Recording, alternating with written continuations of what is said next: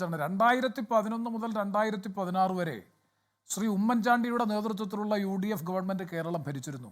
എത്ര വർഗീയ സംഘർഷങ്ങളുണ്ടായി, എത്ര സാമുദായിക കലാപങ്ങളുണ്ടായി. അപ്പോൾ കാലത്തിൻ്റെ മാറ്റം നമ്മൾ മനസ്സിലാക്കാൻ വേണ്ടി കഴിയണം. അപ്പോൾ ഇതിനെ പൊതുവൽക്കരിച്ചുകൊണ്ട് UDF അധികാരത്തിലിരുന്നാൽ വർഗീയ കലാപമുണ്ടാകും, സാമുദായിക സംഘർഷമുണ്ടാകും എന്ന നിലയിൽ ഒരു ഭീതി ജനങ്ങളിൽ പരത്താൻ വേണ്ടിയിട്ടുള്ള ബോധപൂർവമായ നീക്കമാണ്. അപ്പോൾ ശ്രീ റഹീമിൻ്റെ സംഭാഷണത്തിൽ നിന്നും വളരെ വ്യക്തമാണ്, കൃത്യമാണ് ശ്രീ AK ബാലൻ ഇന്ന് പറഞ്ഞിട്ടുള്ള പ്രതികരണം അല്ലെങ്കിൽ പ്രസ്താവന. UDF കേരളത്തിൽ അധികാരത്തിൽ വന്നാൽ, ലീഗിന് സ്വാധീനമുള്ള ഒരു ഭരണം വന്നാൽ, മുൻകാലങ്ങളിൽ ഇപ്പോഴും അവർ പറയുന്നുണ്ടല്ലോ മുഖ്യമന്ത്രിയാകും, ഉപമുഖ്യമന്ത്രിയാകും. ഒരു ഘട്ടത്തിൽ പറഞ്ഞു കുഞ്ഞാലിക്കുട്ടി കേരള രാഷ്ട്രീയത്തെ നിയന്ത്രിക്കും. അതാണ് ഞാൻ നേരത്തെ പറഞ്ഞത്, 3 പേരുടെ പേര് ചേർത്തുകൊണ്ട് കോടിയേരി ബാലകൃഷ്ണൻ തന്നെ പറഞ്ഞത്. അപ്പോൾ ഇതെന്താണ് ശരിക്കും ഒരു വർഗീയ പരിപ്രേക്ഷ്യത്തിലേക്ക് കേരളത്തെ നയിക്കാൻ. UDF കേരളത്തിൽ അധികാരത്തിൽ വന്നു കഴിഞ്ഞാൽ വർഗീയ സംഘർഷങ്ങൾ ഉണ്ടാകുമെന്ന് പ്രചരിപ്പിക്കാൻ വേണ്ടിയിട്ടുള്ള നിയമസഭാ തെരഞ്ഞെടുപ്പിലെ ഏറ്റവും പ്രധാനപ്പെട്ട ഒരു രാഷ്ട്രീയ ആയുധമായി ഉപയോഗിക്കുന്നതിൻ്റെ തുടക്കം ശ്രീ AK ബാലൻ ഇന്ന് കുറിച്ചു എന്ന് മാത്രമേ ഉള്ളൂ. അതുകൊണ്ടാണ് ശ്രീ A റഹീമിന് പോലും അതിന്റെ 100% നടത്താതിരിക്കുന്നതിന്റെ അടിസ്ഥാനത്തിലാണ്. അതുകൊണ്ട് 2011 മുതൽ 2016 വരെ UDF കേരളം ഭരിച്ചിരുന്നപ്പോ പറഞ്ഞോളൂ, താങ്കൾ ഫിനിഷ് ചെയ്യൂ. അല്ല, ഞാൻ പറഞ്ഞു പൂർത്തിയായി. ഓക്കെ, ശ്രീ A റഹീം, താങ്കൾ എന്താണ് പറയാൻ വന്നത്? ശ്രീ NK പ്രേമചന്ദ്രൻ, ഞാൻ അങ്ങയുടെ ശ്രദ്ധ ചിലതിലേക്ക് ക്ഷണിക്കുന്നു. 2018 ഡിസംബർ അന്നത്തെ KPC പ്രസിഡന്റായിരുന്ന ശ്രീ രമേശ് ചെന്നിത്തല സ്റ്റേറ്റ്മെന്റ് ഇതാണ്: കോട്ട്, മുസ്ലിം ലീഗ് കോൺഗ്രസിന് ബാധ്യതയാകും എന്ന CK ഗോവിന്ദൻ നായരുടെ വാക്കുകൾ ശരിയാണെന്ന് ഇന്ന് ഞാൻ തിരിച്ചറിയുന്നു, കേരളം തിരിച്ചറിയുന്നു. ശ്രീ രമേശ് ചെന്നിത്തല തീരുന്നില്ല.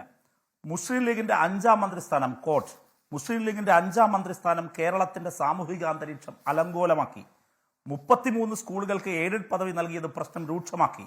ഇത് നേട്ടമാണോ കോട്ടമാണോ ഉണ്ടാക്കിയതെന്ന് ലീഗ് ആലോചിക്കണമെന്നും പറഞ്ഞത് ശ്രീ VD സതീശൻ 2012 ഒക്ടോബർ. മുഖ്യമന്ത്രിയായിരുന്ന AK ആന്റണി വിമാനത്താവളത്തിൽ വെച്ച് 2003 ജൂലൈ 7 പറഞ്ഞത് ഞാനിവിടെ ആവർത്തിക്കുന്നില്ല.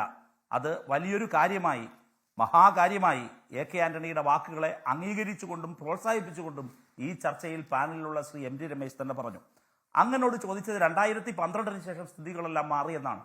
2012 ശേഷം സ്ഥിതിഗതികൾ മഹാമോശമായിരുന്നുവെന്ന് ഇന്നത്തെ പ്രതിപക്ഷ നേതാവ് 2012 ഒക്ടോബറിൽ നടത്തിയ സ്റ്റേറ്റ്മെന്റാണ് മുസ്ലിം ലീഗിന്റെ 5ാം മന്ത്രിസ്ഥാനം കേരളത്തിന്റെ സാമൂഹിക അന്തരീക്ഷം അലങ്കോലമാക്കി. എന്റെ വാക്കല്ല, ശ്രീ പിണറായി വിജയന്റെ വാക്കല്ല. ഇന്നത്തെ പ്രതിപക്ഷ നേതാവ് താങ്കൾ ഈ പരാമർശിച്ച നല്ല കാലമെന്ന് വിശേഷിപ്പിച്ച 2011 മുതലുള്ള ഉമ്മൻചാണ്ടി സർക്കാരിന്റെ കാലത്തെക്കുറിച്ച് പറഞ്ഞതാണ്, ചരിത്രമാണ്. ഇനി അടുത്ത് മുസ്ലിം ലീഗ് കോൺഗ്രസിന് ബാധ്യതയാകുമെന്ന CK ഗോവിന്ദൻ നായരുടെ അഭിപ്രായത്തെ കടമെടുത്തുകൊണ്ട് ഇനി ഞാൻ വിസ്താര ഭയത്താൽ ദീർഘിപ്പിക്കുന്നില്ല. ശ്രീ K മുരളീധരൻ ലീഗിനെ കുറിച്ച് പറഞ്ഞതുണ്ട്. UDFന്റെയും കോൺഗ്രസിന്റെയും മറ്റ് നേതാക്കൾ കഴിഞ്ഞ 5 വർഷക്കാലത്ത്, അതായത് നിങ്ങളുടെ 2011 മുതലുള്ള ഉമ്മൻചാണ്ടി ഭരണകാലത്ത്, ഞാൻ അത് മാത്രം എടുക്കുന്നു, താങ്കൾ അതാണല്ലോ പറഞ്ഞത് നല്ല കാലമാണ്, ആ കാലത്തെ മാത്രമുള്ള ഭരണത്തെക്കുറിച്ച്, ലീഗിന്റെ ഇടപെടലിനെ കുറിച്ച് പോട്ടെ, വിവിധ സാമുദായിക സംഘടനകളുടെ വിലപേശലിനെ കുറിച്ചും, ഞാൻ ലീഗിനെ മാത്രമായിട്ട് പറയുന്നില്ല, വ്യത്യസ്ത സാമുദായിക സംഘടനകളുടെ ഇടപെടലിനെ കുറിച്ചും വിലപേശലിനെ കുറിച്ചുമെല്ലാം നമ്മൾ ചർച്ച തുടങ്ങിയാൽ ശ്രീ SKN 2 സ്പെഷ്യൽ ഷോ താങ്കൾക്ക് നടത്തിയ പോലും തീരില്ല. അത്രയേറെ പറയാനുണ്ട് വസ്തുതകൾ എന്ന് മറന്നു പോകരുത്. അപ്പൊ അതുകൊണ്ട് ജാതി സംഘടനകൾക്ക്, സമുദായ സംഘടനകൾക്ക്, വർഗീയ സംഘടനകൾക്ക് ഭരണത്തിൽ സ്വാധീനം ചെലുത്താൻ കഴിയുന്നത് ഏതു സന്ദർഭത്തിൽ, അത് ഞങ്ങളുടെ കാലത്തല്ല, നിങ്ങളുടെ കാലത്താണ്. പോട്ടെ, ഇക്കഴിഞ്ഞ തിരഞ്ഞെടുപ്പ് എടുക്ക്. ഇക്കഴിഞ്ഞ തിരഞ്ഞെടുപ്പിന്റെ സമയത്ത് പോലും വിവിധ സ്ഥലങ്ങളിൽ മേയർമാരാകാൻ, പ്രസിഡന്റായി വരാൻ ഒക്കെ സമുദായ സംഘടനകളുടെ ശുപാർശ വേണ്ടി വരികയാണ്. നിങ്ങൾ ആലോചിക്കും, നമ്മൾ കണ്ടതല്ലേ.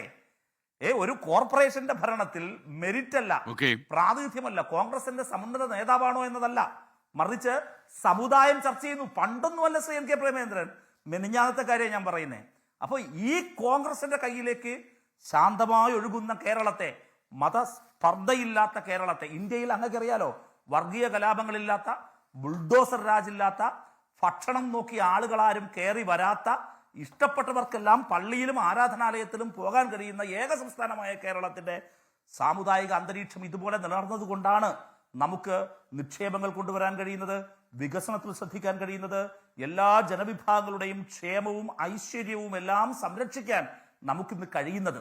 അങ്ങനെ കേരളത്തിന്റെ ഒരു വെൽ ഗവേണൻസ്, ഗുഡ് ഗവേണൻസ് ഉണ്ടാകാൻ സാമുദായികമായ മൈത്രി വളരെ പ്രധാനപ്പെട്ടതാണ്.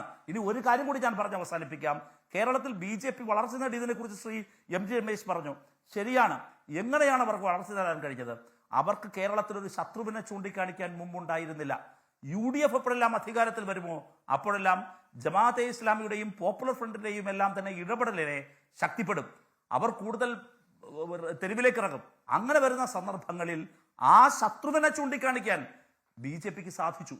എവിടെയെല്ലാം പോപ്പുലർ ഫ്രണ്ട് വളർന്നോ ആ പഞ്ചായത്തുകളുടെ മറുഭാഗത്ത് BJPക്ക് വളരാൻ കഴിയുന്ന വിധം BJPക്ക് വിത്തുപാകാൻ കഴിഞ്ഞു.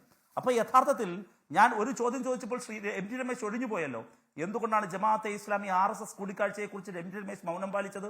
അപ്പോൾ ജമാഅത്തെ ഇസ്ലാമി ആകട്ടെ, പോപ്പുലർ ഫ്രണ്ട് ആകട്ടെ, മുസ്ലിം ഫണ്ടമെന്റൽ ഫോഴ്സുകളാകട്ടെ, അത് ഞാൻ വീണ്ടും ആവർത്തിച്ചു പറയുന്നു, അത് എണ്ണത്തിൽ കുറവാണ്. ഞങ്ങൾ ജമാഅത്തെ ഇസ്ലാമിയെ തുറന്നെതിർക്കുമ്പോൾ ഞങ്ങൾ സമസ്തയോട് പരമാവധി ബന്ധം പുലർത്തുന്നു.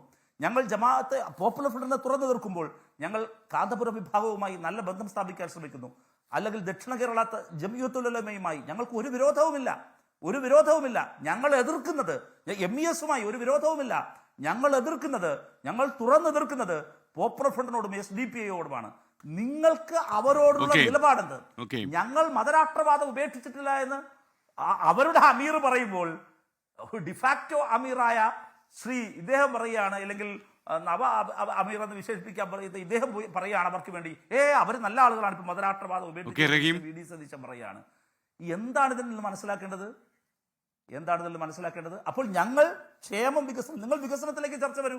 ഞങ്ങൾ വികസനമാണ്. എല്ലാ മതവിഭാഗങ്ങൾക്കും എല്ലാവർക്കും പറ്റുന്ന വെൽബീയിങ്ങിനെ കുറിച്ച്, നമ്മുടെ നാളെയെക്കുറിച്ച്, നമ്മുടെ കുഞ്ഞുങ്ങളുടെ വിദ്യാഭ്യാസത്തെക്കുറിച്ച്, അതിന് 2016-ലും 2021-ലും ഞങ്ങൾ നൽകിയ ഉറപ്പുകൾ പാലിച്ചതിന് അഭിമാനത്തിലാണ് ഞങ്ങൾ തിരഞ്ഞെടുപ്പിലേക്ക് പോകുന്നത്. അടുത്ത തിരഞ്ഞെടുപ്പിലേക്ക് 26-ൽ ഞങ്ങൾ വരുമ്പോൾ ഞങ്ങൾ ജനങ്ങൾക്ക് കൊടുക്കുന്ന ഉറപ്പുകൾ, ആ ഉറപ്പുകളുടെ ബലത്തിലായിരിക്കും ഞങ്ങൾ ജനങ്ങളോട് വോട്ട് ചോദിക്കുന്നത്. ലോകത്തെവിടെയായാലും ഏത് സമയത്തും 24 വാർത്തകളും ഓഗ്മെന്റഡ് റിയാലിറ്റി പാക്കേജുകളും എക്സ്പ്ലെയിനറുകളും വിശദമായി കാണാൻ ഞങ്ങളുടെ YouTube ചാനൽ നിങ്ങൾക്ക് സബ്സ്ക്രൈബ് ചെയ്യാം.